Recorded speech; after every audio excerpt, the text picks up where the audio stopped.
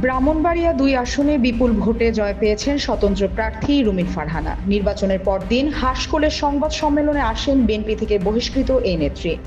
এতে দলে ফেরা নিয়ে এক প্রশ্নের বিভিন্ন শর্তের কথা বলেন তিনি।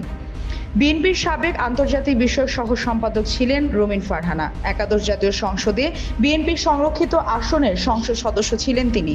তবে ত্রয়োদশ জাতীয় সংসদ নির্বাচনে বিএনপি জোটের প্রার্থীর বিরুদ্ধে স্বতন্ত্র নির্বাচন করেন রুমিন। এই কারণে ৩০ ডিসেম্বর তাকে দল থেকে বহিষ্কার করা হয়।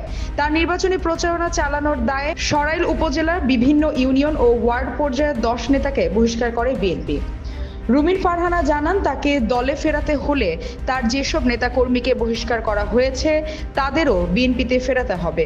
ভোটের মার্কা হিসেবে হাঁস বেছে নেওয়ার কারণ সম্পর্কে তিনি বলেন, আমার অনেক হাঁস ছিল, মোরগ ছিল, কবুতর ছিল।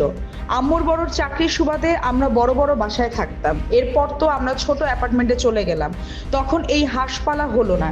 কিন্তু এখানে আমার হাঁস মুরগি অনেক কিছু আছে, তাদের সঙ্গে আমার অবসর সময় কাটে। হাঁসের সঙ্গে তার এই স্মৃতি অভ্যাসের কারণেই তিনি হাঁসকে প্রতীক হিসেবে বেছে নিয়েছেন বলে জানান। রুমিন ফারহানা আরও বলেন, আমার জার্নিটা কঠিন ছিল, কিন্তু আমার চেয়েও কঠিন জার্নি ছিল আমার নেতাকর্মীদের। আমি যদি আজকে না জিততাম, আমায় হয়তো আবার ঢাকায় ফিরে যেতে হতো।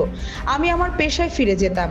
আমার এতগুলো কর্মী সবাই বহিষ্কার হয়ে গেছে। ১৭টা বছর তারা এত কষ্ট করেছে, এত শ্রম দিয়েছে, তারা ঘরে ঘুমাতে পারে নাই, তারা কেউ কষ্ট মনে রাখে নাই, সবাই খুশি। এই ভালোবাসার ঋণ কিভাবে শোধ করব আমি?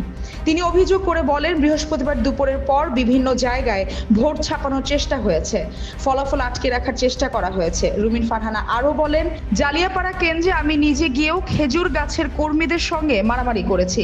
মারামারি করে আমি কেন্দ্রে ঢুকেছি, আবার ভোট গুনিয়েছি, কিছু ফলস ভোট পেয়েছি। এগুলো সবই চ্যালেঞ্জ।